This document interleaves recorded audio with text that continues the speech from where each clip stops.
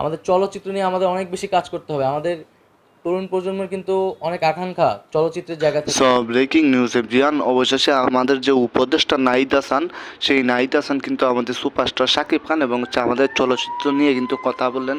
So চলেন বিস্তারিত জানি যে আসলে কি কথা বললেন।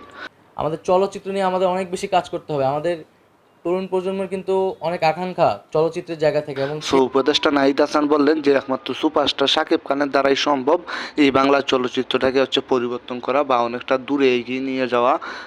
নাহিদ হাসান বলেন যে আমি শুরু থেকেই শাকিব খানকে পছন্দ করি বা সবসময় শাকিব খানের মুভি দেখি।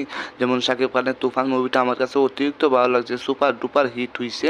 তারপরে প্রিয়তমা মুভিটাও সুপার ডুপার হিট হয়েছে। আমি সবসময় শাকিব খানের মুভি দেখি। শাকিব খান চাইলে আমাদের এই চলচ্চিত্রটাকে আরও অনেক দূরে নিয়ে যেতে পারবে।